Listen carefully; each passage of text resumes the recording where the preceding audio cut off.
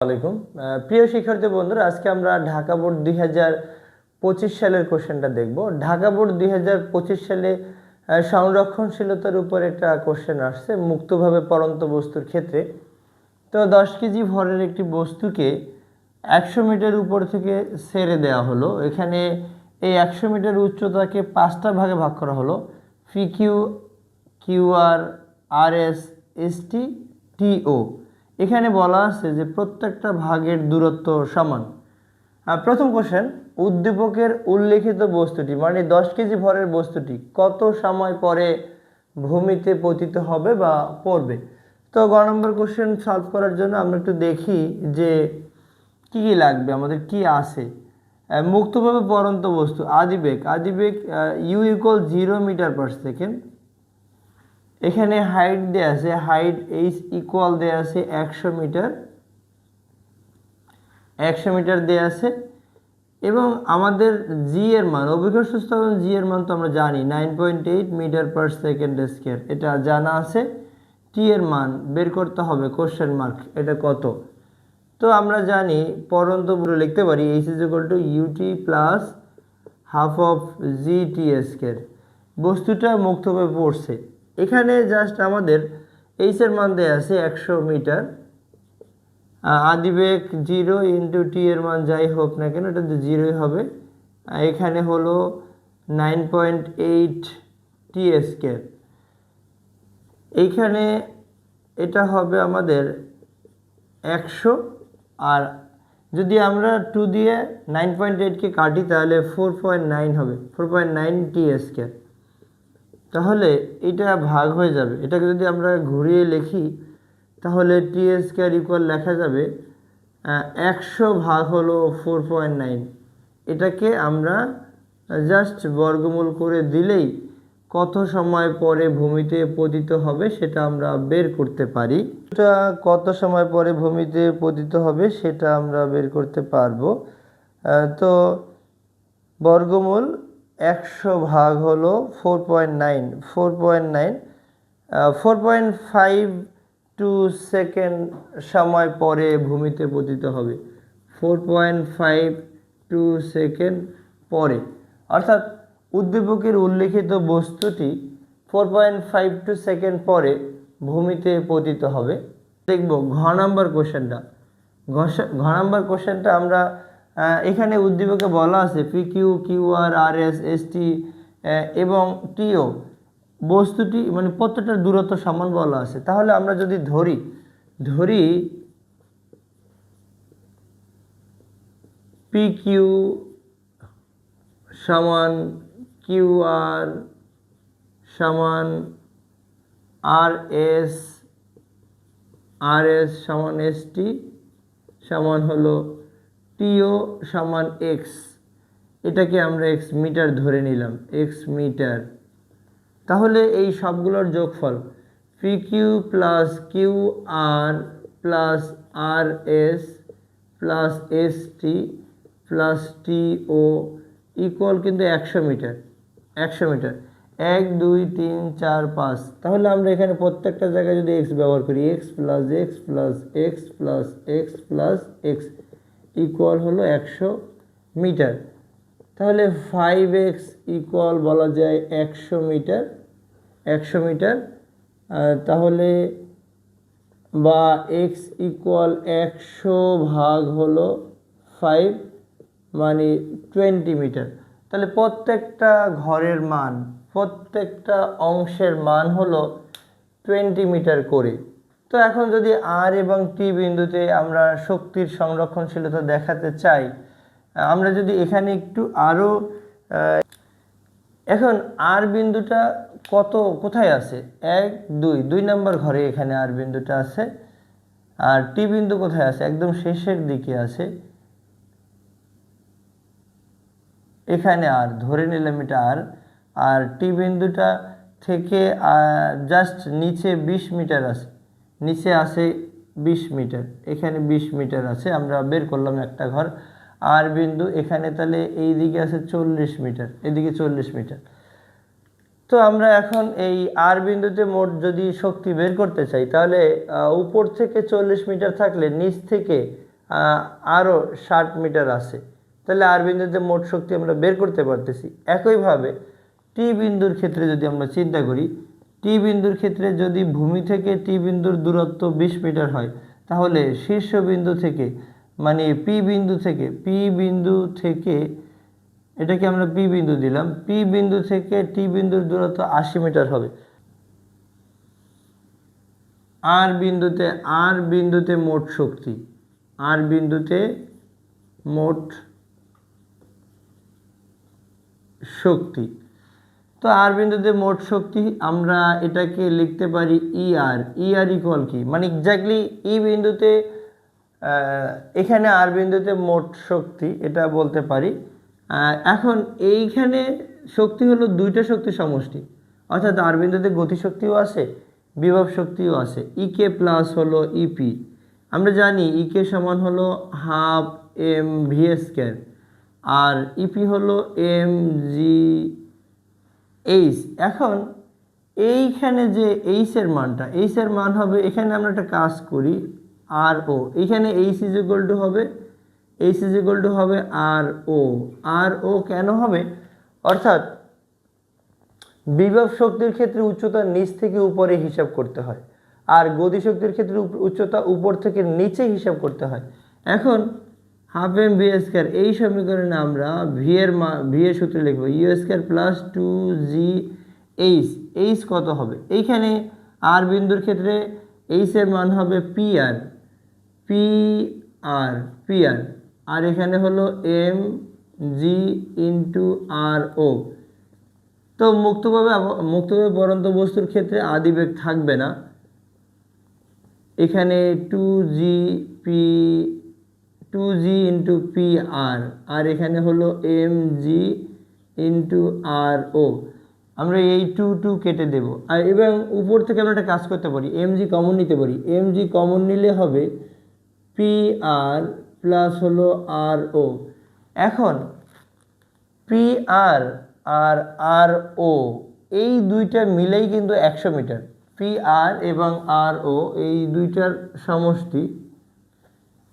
এখানে আমরা এটা লিখতে পারি পি আর প্লাস হলো আর ও ইকুয়াল হলো 100 মিটার।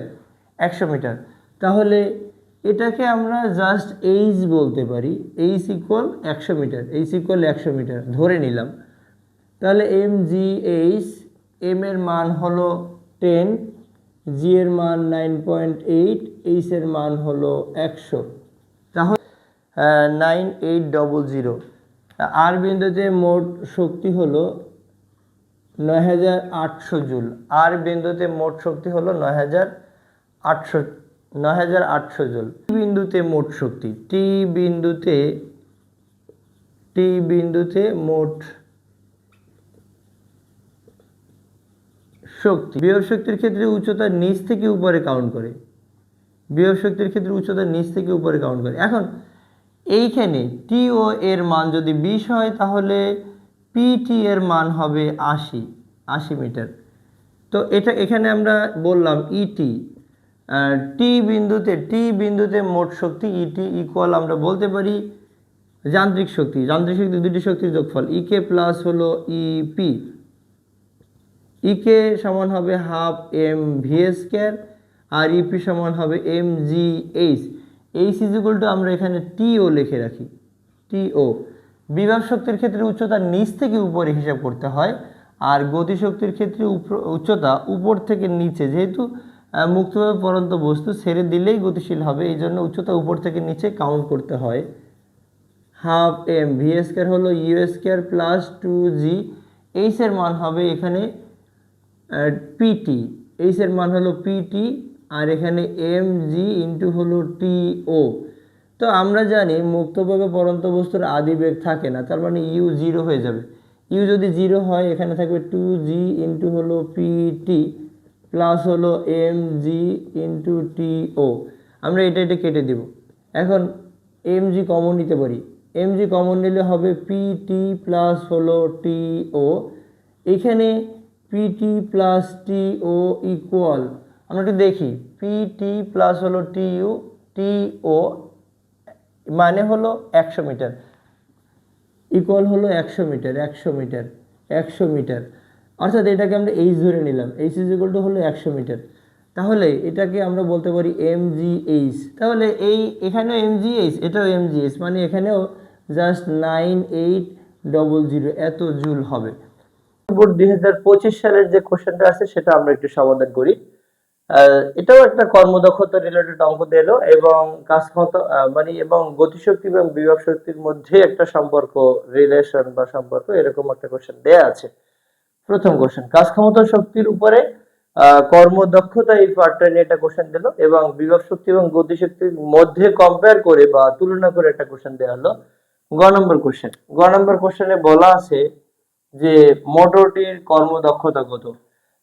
2.5 কিলোওয়াটের একটি বৈদ্যুতিক মোটর 12 কেজি ভরের একটি বস্তুকে 20 মিটার উপরে তুলে ছেড়ে দিল, বস্তুটি মুক্তভাবে মাটিতে পড়লো। কর্মদক্ষতা নির্ণয় করব। আমরা জানি কর্মদক্ষতা ইটা ইকুয়াল হলো পি আউটপুট বা পি আউটপুট ইনটু পি ভাগ হলো পি ইনপুট ইনটু হলো 100%, অর্থাৎ এবং প্রদত্ত ক্ষমতার অনুপাতে কর্মদক্ষতা বলে।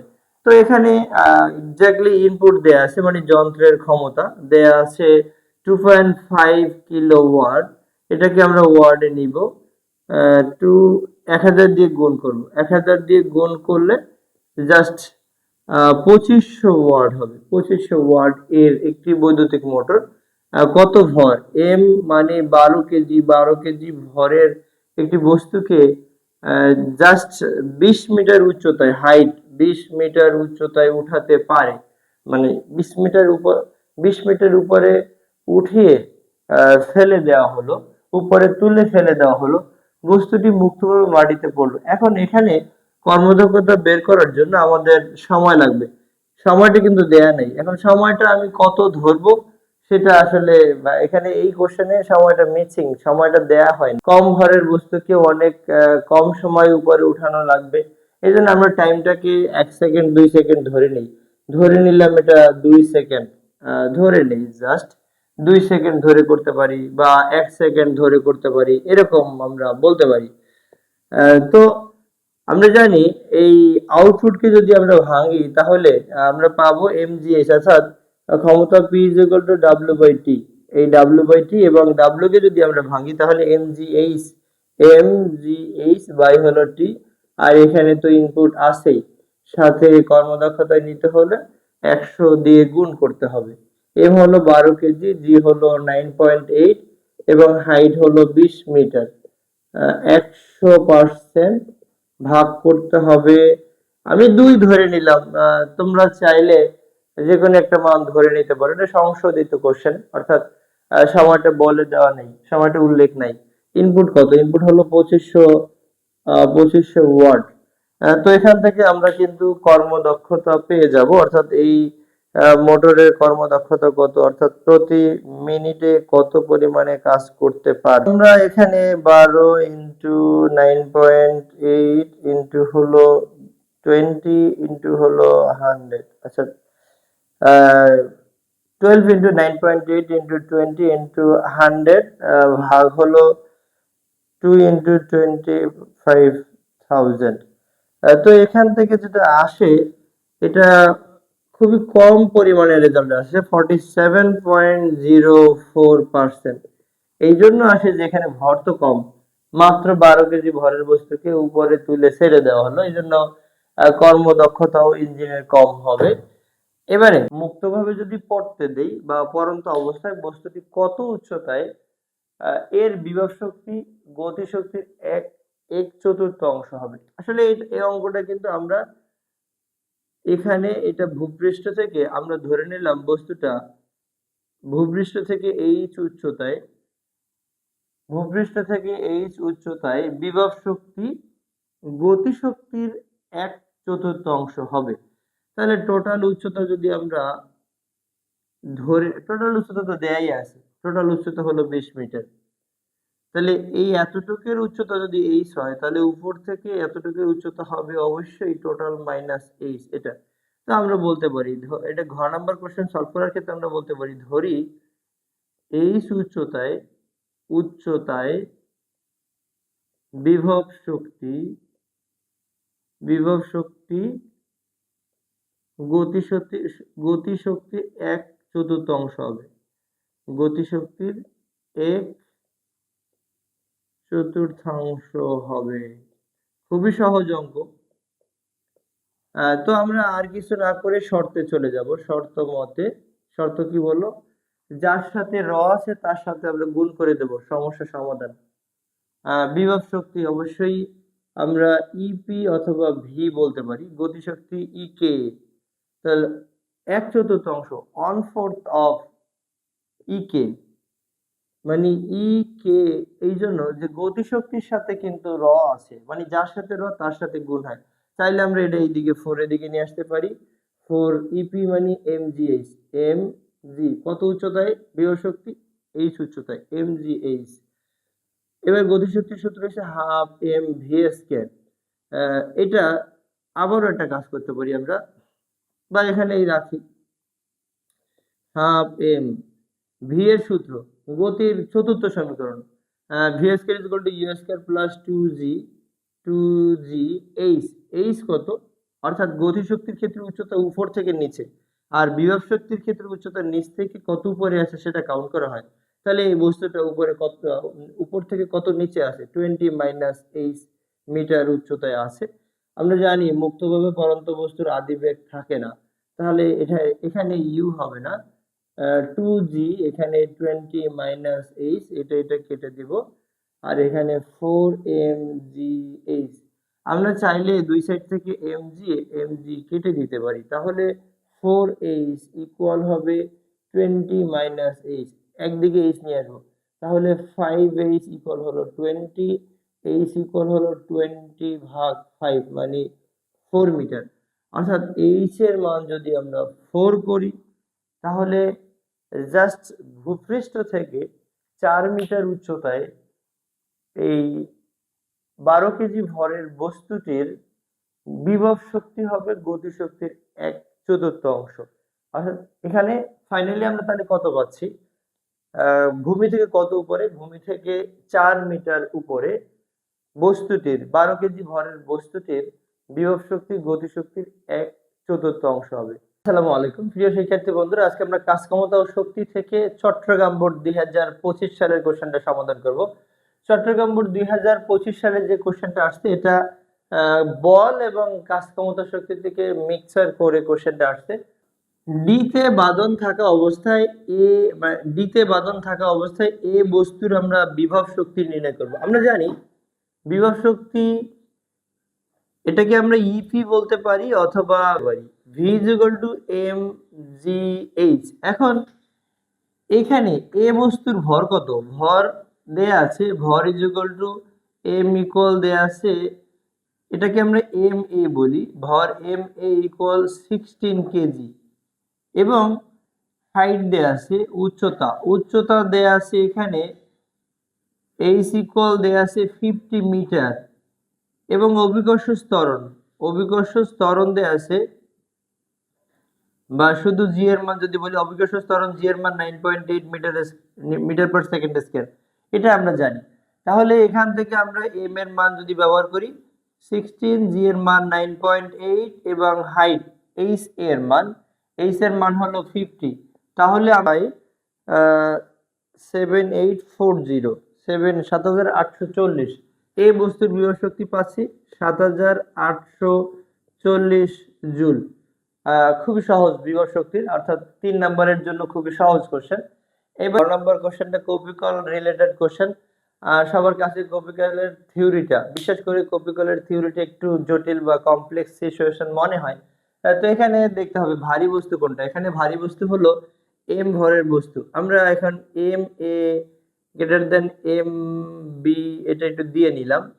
এখন এই যে মানে সুতার বাঁধন, কপিকলের ঝুলন বিন্দুর দিকে টান বল কাজ করে, এবং দুইটা বস্তুকে কিন্তু পৃথিবী টানছে। এখন আমরা যদি দুইটা বস্তুকে দুই দিক থেকে টানাটানি করি, তাহলে যেখানে একদিকে ত্বরণ সৃষ্টি হবে। এখন আমরা এম এ বস্তুর উপর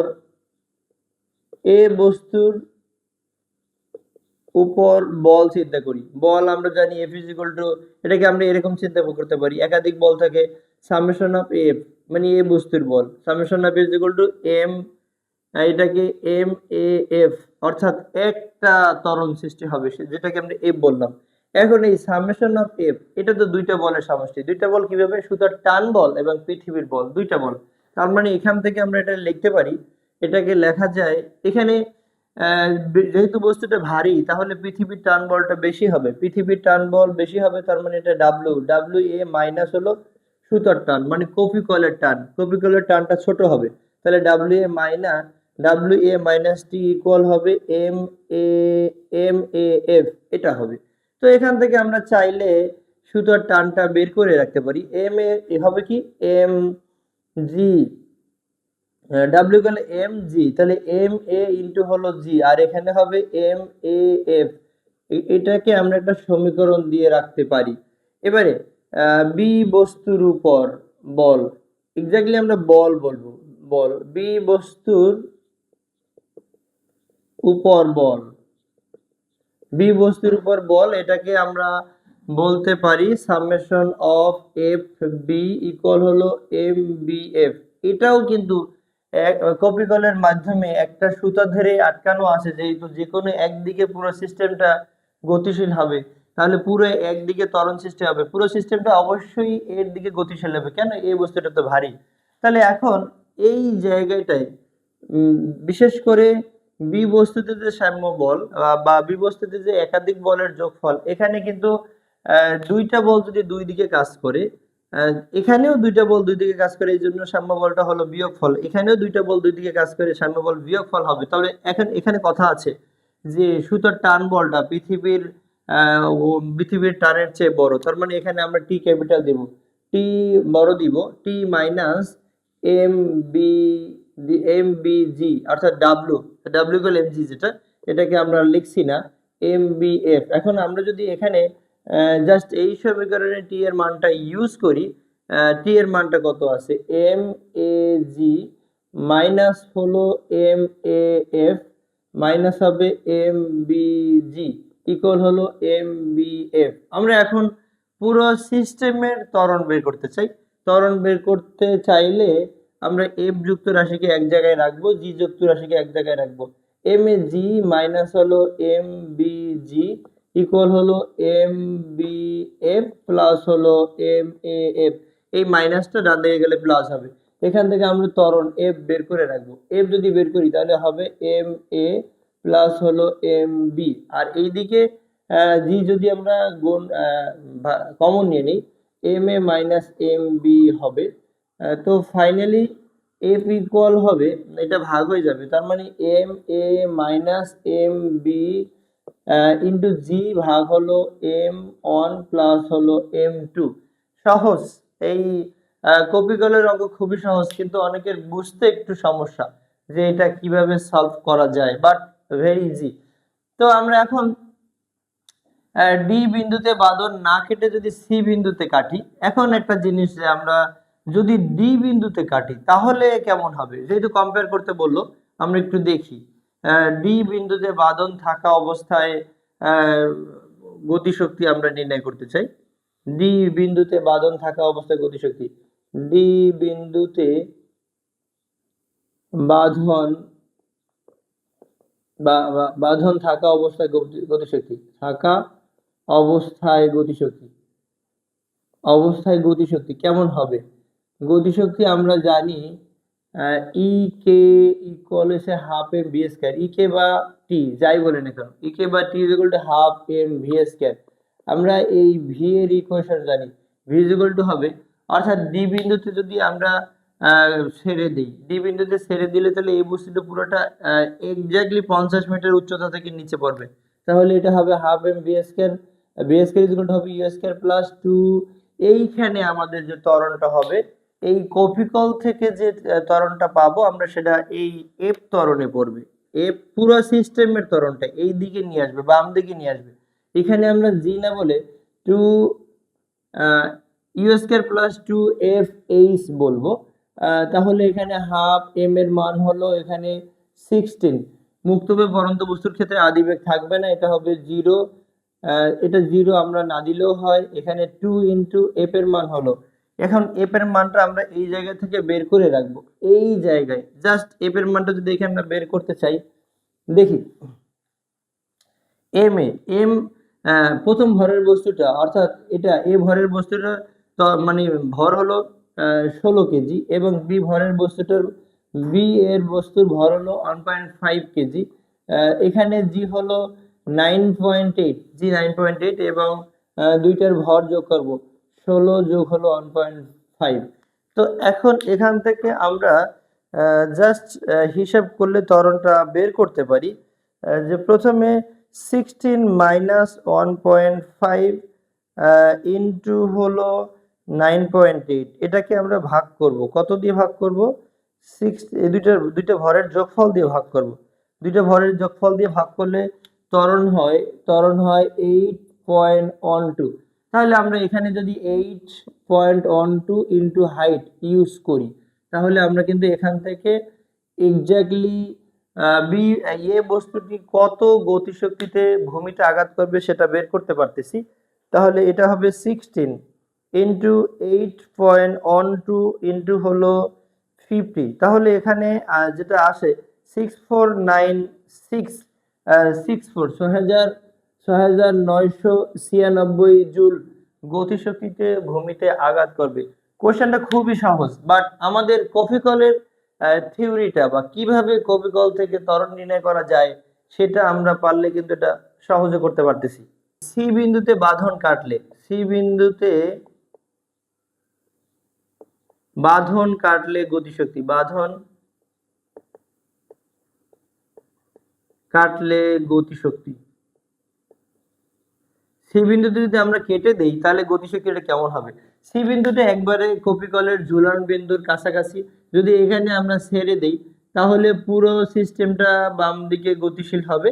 তবে এটা পুরোটাই, অর্থাৎ এখানে কপিকলের খুব একটা কাজ করবে না, এখানে মুক্তভাবে পড়ন্ত বস্তু উপর থেকে ছেড়ে দিলে যেভাবে পড়ে সেভাবেই পড়বে, স্মুথলি পড়বে। তাহলে এখানে আমরা ত্বরণটা, বিশেষ করে ত্বরণটা বের করতে পারি। ত্বরণটা কিন্তু পৃথিবীর যে অভিকর্ষ ত্বরণ সেটা আমরা ইউজ করতে পারি। তাহলে এইখানে আমরা গতিশক্তি বের করার জন্য গতিশক্তি ভি অথবা গতিশক্তি টি অথবা ই কে যাই বলি না কেন, E K is equal to half M V square. Half M V এর মান হলো ইউ স্কয়ার প্লাস এখানে 2gh। 2gh কেন হবে? মুক্তভাবে পড়ন্ত বস্তুর ক্ষেত্রে এখানে আদিবেগ হবে, মানে ত্বরণ হবে পৃথিবীর অভিকর্ষ ত্বরণ। কেন? এখানে বি কোনো কাজেই আসছে না, যেহেতু এইখান থেকে ছেড়ে দেওয়া হচ্ছে। বি এখানে দুইটা বস্তু যুক্ত চিন্তা করা যাবে না, একটা বস্তু চিন্তা করতে হবে, মুক্তভাবে পড়ন্ত বস্তুর ক্ষেত্রে করতে হবে এটা। তাহলে এটা কি হবে? হাফ এম, এম এর মান আমরা ইউজ করব, এম এর মান হলো 16, ইউ এর মান তো দেওয়ার দরকারই নেই, অর্থাৎ মুক্তভাবে পড়ন্ত বস্তুর আদিবেগ থাকে না। 2 ইন্টু 9.8 ইন্টু হলো হাইটের মান, হাইট হলো কত মিটার উচ্চতা থেকে? 50 মিটার উচ্চতা থেকে পড়বে। 2 কেটে দিলাম, তাহলে 16 ইন্টু 9.8 ইন্টু 50 আমরা এখান থেকে করব। বোঝাই যাচ্ছে যে আগে ত্বরণ ছিল 8.12, মানে দুইটার যে সংযুক্ত ত্বরণ, একটা লব্ধি ত্বরণও বলতে পারি। এই ত্বরণের ফলে যদি পড়ে তাহলে এখানে 9.8 এর তুলনায় 8.12 অনেক কম, ছোট। তাহলে ডি বিন্দু থেকে যদি বাঁধন কেটে দেই তাহলে গতিশক্তি কম হবে, কিন্তু সি বিন্দু থেকে যদি বাঁধন কেটে দেই তাহলে গতিশক্তি বেশি হবে। কেন বেশি হবে? অর্থাৎ ত্বরণের মান তো বেশি, ত্বরণের মান বেশি হওয়ার কারণে বেশি হবে। 16 ইন্টু 9.8 ইন্টু হবে 50, তাহলে আমরা পাচ্ছি 7840, এক্স্যাক্টলি 7840। এখানে ছিল 6496 আর এখানে আছে 7840, 40 জুল।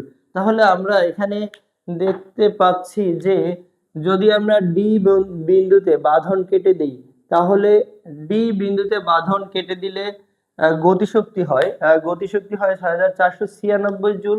এবং যদি সি বিন্দুতে বাঁধন কেটে দেই তাহলে এই ত্বরণের জন্য, ত্বরণ বেশি থাকার কারণে এই বিন্দুতে গতিশক্তি বেশি হয় 7840 জুল।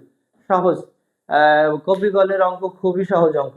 ধন্যবাদ। বরিশাল বোর্ড 2025 সালের কোশ্চেনটা করব। বরিশাল বোর্ড 2025 সালের কোশ্চেনটা কর্মদক্ষতা রিলেটেড অঙ্কটা দিল। এখানে উদ্দীপকটা একটু বড়, যে 4 কিলোওয়াট ক্ষমতার একটি ইঞ্জিন 1000 কেজি পানি 18 মিটার উঁচুতে 1 মিনিটে উঠাতে পারে। প্রথম কোশ্চেন সলভ করার জন্য প্রথম ইঞ্জিনের প্রকৃত শক্তি, এক্স্যাক্টলি শক্তি এবং কাজ হলো পরিপূরক, তাহলে আমরা এখানে কাজ বের করলেই হবে। তাই প্রথম ইঞ্জিনের কাজ যদি আমরা বের করি, কাজ W = mgh, আমরা জানি কাজ এবং শক্তি পরিপূরক, তাহলে এখানে প্রথম ইঞ্জিনের শক্তি বলছে, তার মানে কাজ বের করতে বলছে। কাজ বের করার জন্য আমাদের কি কি লাগবে? আমাদের লাগবে এখানে m লাগবে 1000 কেজি, হাইট লাগবে h হবে 18 মিটার দেয়া আছে, এবং h আর লাগবে g, অভিকর্ষ ত্বরণ g = 9.8 metre per second square. তো এখান থেকে আমরা কিন্তু প্রকৃত শক্তি বের করতে পারতেছি। m এর মান হলো 1000, g এর মান 9.8 এবং হাইট h এর মান হলো 18। তাহলে এখান থেকে আমরা কত পাচ্ছি, এটা হিসাব করলে পাবো, অর্থাৎ 1000 × 9.8 × 18, 1000 × 9.8 হলো 18, অর্থাৎ এখানে আমরা পাচ্ছি 1,76,400 জুল। ব্যবহারের দিক থেকে কোন ইঞ্জিনটা বেশি সুবিধাজনক? যে ইঞ্জিনের কর্মদক্ষতা যত বেশি, সেই ইঞ্জিন তত বেশি কাজ করতে পারে, অর্থাৎ ওই ইঞ্জিনের ওয়েস্ট কম। তো আমরা এখন দুইটা ইঞ্জিনের যদি ক্ষমতা বের করি তাহলে হয়ে যাবে। প্রথম ইঞ্জিনের ক্ষেত্রে ক্ষমতা বের করার জন্য কৃত কাজকে সময় দ্বারা ভাগ করলে বা প্রকৃত শক্তিকে সময় দ্বারা ভাগ করলে আমরা কিন্তু ক্ষমতা পাচ্ছি। তাহলে আমরা দেখি, প্রথম ইঞ্জিনের ক্ষেত্রে আমরা W পাচ্ছি কত, 1,76,400 জুল এটা, এবং টাইম t = আছে 1 মিনিট মানে 60 সেকেন্ড। এবারে আর কি আছে, ইনপুট দেয়া আছে, p ইনপুট দেয়া আছে, ইনপুট কত 4000, 4 × 1000 গুণ করে দেব, এত ওয়াট এর ইঞ্জিন। তাহলে এটা 1 হবে p আউটপুট বাই হলো p ইনপুট ইন্টু হলো 100, অর্থাৎ কর্মদক্ষতা শতকরা হিসাব করা হয়। এখন p আউটপুট ভাঙলে আমরা পাবো এই জাস্ট এই কৃতকাজ ভাগ সময়, কৃতকাজ এটাকে আউটপুট বলতে পারি, তার মানে W বাই হলো t, আর এখানে p ইনপুট তো আছেই, আর এখানে হবে শতকরা 100%, তো দিব, না হলে তো কর্মদক্ষতা হবে না, কর্মদক্ষতা 100% হিসাব করতে হয়। W এর মান 1,76,400 ইন্টু হলো কত 100, ভাগ হলো 60 সেকেন্ড, ইন্টু ইনপুট হলো 4000% চিহ্ন দিব। তাহলে এখান থেকে আমরা প্রথম ইঞ্জিনের কর্মদক্ষতা পেয়ে যাব। প্রথম ইঞ্জিনের কর্মদক্ষতা অর্থাৎ 1,76,400 ইন্টু হলো 100 ভাগ করতে হবে 60 × 4000, এখান থেকে আমরা পাবো 73.5%। উক্ত যন্ত্রের অর্থাৎ প্রথম ইঞ্জিনের কর্মদক্ষতা পাই 73.5%। এখানে কি কি দেয়া আছে? দ্বিতীয় ইঞ্জিনের ক্ষেত্রে দেয়া আছে m দেয়া আছে, এটাকে আমরা m1 বলি, আর এটাকে আমরা ইটা জাস্ট এখানে ইটা বলি, আর এটাকে আমরা ইটা1 বলবো। m1 হলো 1200 কেজি, হাইট দেয়া আছে h কত মিটার উচ্চতায়, 15 মিটার উচ্চতায় উঠাতে পারে। টাইম দেয়া আছে প্রতি সেকেন্ডে, আসলে প্রতি সেকেন্ডে হতে পারে না, এখানে হবে প্রতি মিনিটে টাইম, এটাকে আমরা t1 বলি। t1 ইকুয়াল হবে 60 সেকেন্ড, এবং এখানে এত জুল কাজ করতে পারে। এখন এত জুল কাজ করতে পারে মানে এটা ইনপুট দেয়া আছে, ইনপুট এটাকে আমরা p ইনপুট বলতে পারি, ইনপুট এটাকে 1 বলতে পারি। 1 কত দেয়া আছে, 4500 জুল পার সেকেন্ড, প্রতি সেকেন্ডে কাজ করা, জুল পার সেকেন্ড মানে প্রতি সেকেন্ডে কাজ করা, জুল পার সেকেন্ড মানে ওয়াট 4500। এইখানে কি দিল, ক্ষমতাকে W/T দ্বারা প্রকাশ করি, একক হলো জুল, আর এখানে সেকেন্ড মানে জুল পার সেকেন্ড মানে ওয়াট, 1 জুল পার সেকেন্ড হলো 1 ওয়াট, মানে 1 জুল পার সেকেন্ড। তার মানে এখানে যেহেতু জুল পার সেকেন্ড বলছে, এটা ওয়াট, তার মানে এটা ক্ষমতার দ্বিতীয় ইঞ্জিনের এক্স্যাক্টলি ক্ষমতা দেয়া আছে এবং টাইম প্রতি সেকেন্ড বলছে, এক্স্যাক্টলি হবে প্রতি মিনিট আমরা ধরে নেব এখানে 60 সেকেন্ড। তাহলে এখান থেকে ইটা 1 ইকুয়াল হবে যেটা পি জাস্ট আউটপুট বের করবো, এটা 1 ইন্টু হলো 100% ভাগ হলো ইনপুট, এটা 1 বলবো। এখন আমরা যদি এই আউটপুটকে ভাঙাই তাহলে আমরা পাবো W1 বলি, W1/T1 বলি, আর এখানে তো 100% আছেই, সাথে পি ইনপুট 1 মানে এই দ্বিতীয় ইঞ্জিনের ক্ষেত্রে এটা। তো আমরা এটাকে লিখব M/G/H1 into 100/T1 into P input 1, এটা বললাম শতকরা 7%, অর্থাৎ কর্মদক্ষতা 100% হিসাব করা হয়। তো এখান থেকে আমরা যেই মানগুলা আমাদের আছে, এখানে আছে 1200 কেজি আছে, জি এর মান 9.8, এটা আমাদের দেয়া আছে। এইচ এর মান দেয়া আছে, 15 মিটার, এবং এখানে কর্মদক্ষতা শতকরা হিসাব করা 100% দিতে হবে।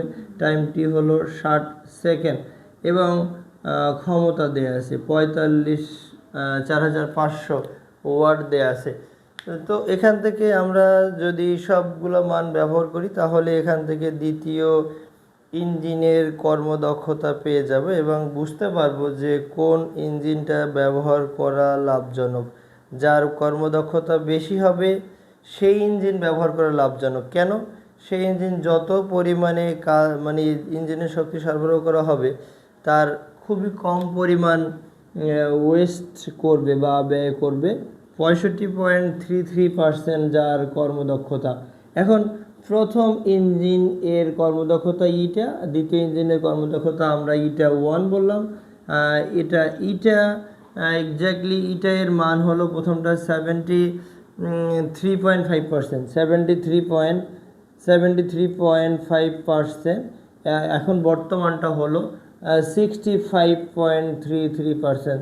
তাহলে বোঝা যাচ্ছে যে প্রথম ইঞ্জিন দ্বারা প্রতি মিনিটে বেশি পরিমাণে কাজ করতে পারে এবং ওয়েস্ট কম হয়। দ্বিতীয় ইঞ্জিন দ্বারা প্রতি মিনিটে কম কাজ করতে পারে, অর্থাৎ এটা ওয়েস্ট একটু বেশি হয়।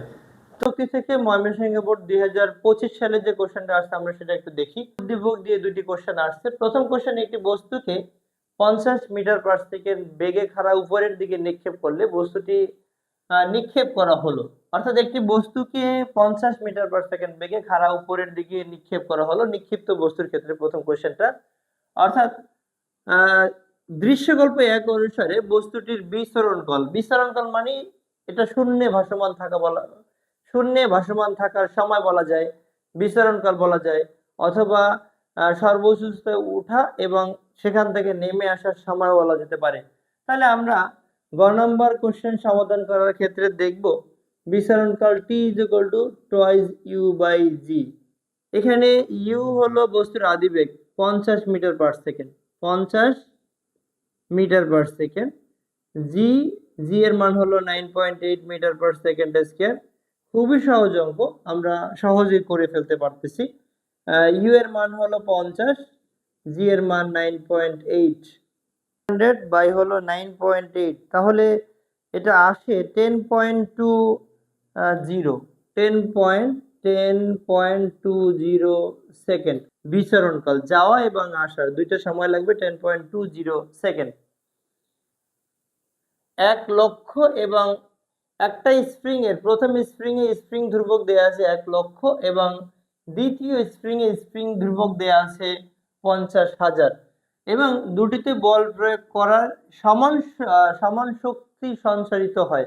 তার মানে স্প্রিং থেকে যে শক্তি আমরা পাই সেটা E = half of kx², এটা আমরা জানি। তো এখানে দেয়া আছে E1 দেয়া আছে 1 লক্ষ।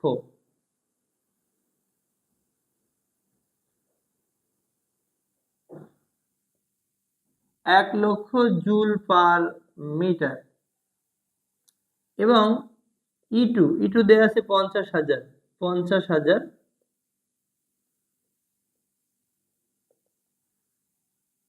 50,000 জুল পার মিটার।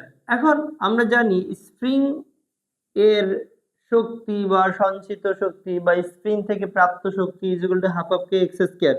তো আমরা এখানে যেহেতু সমান বলা আছে, সমান শক্তি সঞ্চালিত হয়, তার মানে এখানে সমান শক্তির কথা বলা আছে, তাহলে আমরা বলতে পারি ই ওয়ান সমান হলো ই টু। ই ওয়ান হলো half of K X square, মানে এখানে K one X one X square বলতে পারি half of K two X two square, এটা আমরা বলতে পারি। উভয় পাশ থেকে আমরা হাফ কেটে দিব। তো এখান থেকে লেখা যায় K one by K two, বা এটাকে আমরা এরকম করে লিখতে পারি যে X one whole square by হলো এক্স টু হোল স্কয়ার, বা এক্স ওয়ান স্কয়ার বাই হচ্ছে X two square. X square মানে এক যুক্ত রাশি আমরা একদিকে নিলাম, আর ধ্রুবক কে কে টু বাই হলো কে ওয়ান একদিকে নিলাম। এখন কে ওয়ান এবং কে টু এর মান যদি ব্যবহার করি, এটা হলো 50,000 আর এটা হলো 1,00,000। তো যদি আমরা এটাকে কাটি, তাহলে কাটলে হবে হাফ হবে 50 দ্বিগুণে 100 মানে 1,00,000। আর এখানে X one by X two যদি বর্গমূল করে দেই, তাহলে 1/2 1/2 X one by X two equal লেখা যায় 1/√2। তাহলে এখান থেকে আমরা আর গুণন করে দিলে হবে এক্স ওয়ান ইন্টু √2 ইকুয়াল হলো এক্স টু। তো ফাইনালি এক্স টু ইকুয়াল হবে √2 এক্স ওয়ান। তো দৃশ্যকল্প 2 অনুসারে প্রথম স্প্রিং এর তুলনায় দ্বিতীয় স্প্রিং সংকুচিত হবে √2 গুণ সংকুচিত হবে, এটা বলা যায়। স্প্রিং এর তুলনায় দ্বিতীয় স্প্রিং √2 গুণ সংকুচিত হবে। আসসালামু আলাইকুম প্রিয় শিক্ষার্থী বন্ধুরা, আজকে আমরা যশোর বোর্ড 2025 সালের কোশ্চেনটা সলভ করব। যশোর বোর্ড 2025 সালে যে কোশ্চেনটা আসছে, বরন্ত একটি বস্তু দেয়া আছে। বস্তুটি 80 মিটার উচ্চতা থেকে এ বিন্দু থেকে ফেলে দেওয়া হলো। এ হতে ডিতে আসতে কত সময় লাগবে, এই কোশ্চেনটা আমরা সমাধান করতে যাচ্ছি। গ নাম্বার কোশ্চেন। এটা সমাধান করার জন্য আমরা মুক্তভাবে পড়ন্ত বস্তুর ক্ষেত্রে অতিক্রান্ত দূরত্ব নির্ণয়ের যে সমীকরণ, অর্থাৎ H is equal to UT plus half of GT square, এটা দিয়ে করলে আমরা সহজেই করতে পারতেছি। H equal UT plus half of GT square. মুক্তভাবে পড়ন্ত বস্তুর ক্ষেত্রে আমরা জাস্ট দ্বিতীয় সমীকরণটা দিয়ে করতে পারবো। তো এখানে আদিবেগ U is equal to 0 metre per second. মুক্তভাবে পড়ন্ত বস্তু আদিবেগ থাকে না, অর্থাৎ কোনো একটি বস্তুকে ছেড়ে দিলে অভিকর্ষ বলের প্রভাবে এমনিই নিচে পড়বে। এবং জি এর মান 9.8 metre per second square, 9.8 metre per second square. এবং টাইম কত হবে এটা আমরা বের করব। হাইট তো দেয়া আছে, হাইট দেয়া আছে 80 মিটার। তাহলে আমরা এখানে 80 ইকুয়াল লিখতে পারি 0 into T plus half into 9.8 টি স্কয়ার। যদি আমরা এটা কাটি, তাহলে এখানে হবে 4.9 টি স্কয়ার, আর এখানে হলো 80। যদি ভাগ করে দেই, টি স্কয়ার ইজ ইকুয়াল টু হবে 80 ভাগ হলো 4.9। তো এটাকে বর্গমূল করে আমরা দিতে পারি 80 ভাগ হলো বর্গমূল চিহ্ন 80 ভাগ হলো 4.9, অর্থাৎ বস্তুটির এ বিন্দু থেকে ডি বিন্দুতে পৌঁছাতে 4.04 সেকেন্ড সময় লাগবে।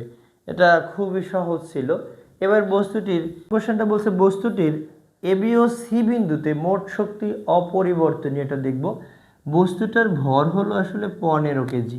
15 কেজি ভরের একটি বস্তুকে অভিকর্ষ বলের প্রভাবে জাস্ট এ বিন্দু থেকে ছেড়ে দেওয়া হলো। বস্তুটির এ হতে সিতে এ বিন্দু এবং সি বিন্দুতে মোট শক্তি অপরিবর্তনীয়, সেটা আমরা দেখব।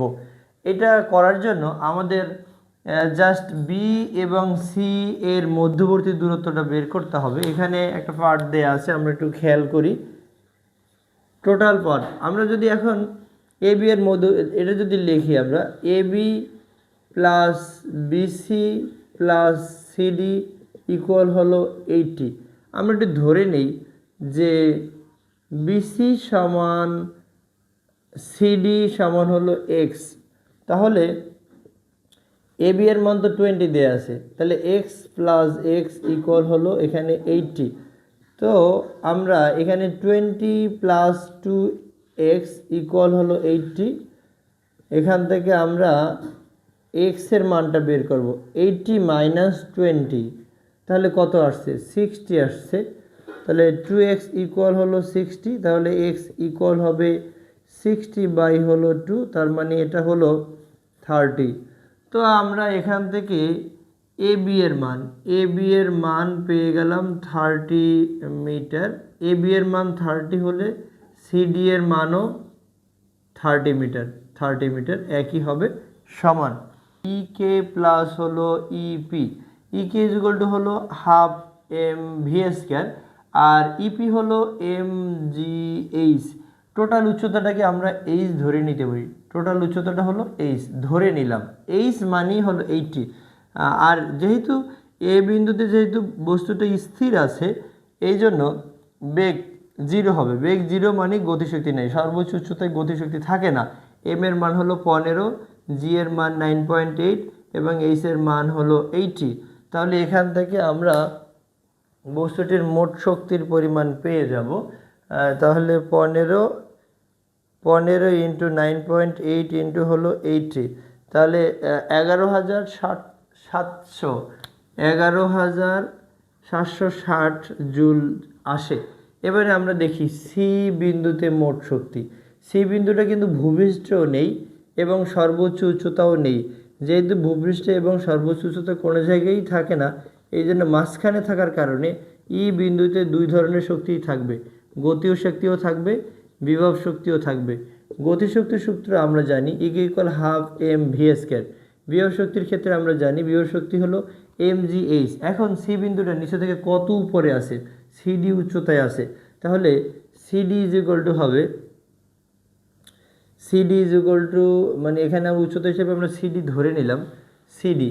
এখন এই হাফ এম ভি স্কয়ার সূত্র হলো ইউ স্কয়ার প্লাস 2জি এইচ। এইচ কত? এখন সি বিন্দুটা উপর থেকে কত নিচে আছে? এসি দূরত্বে আছে, এসি দূরত্বে আছে। আর এখানে হলো এম জি ইন্টু হলো এটা সিডি। মুক্তভাবে পরন্ত বস্তুর আদিবেগ থাকবে না, তার মানে এটা 0 হবে। এখানে হবে 2জি ইন্টু হলো এসি, আর এখানে হলো এম জি ইন্টু হলো এটা সিডি।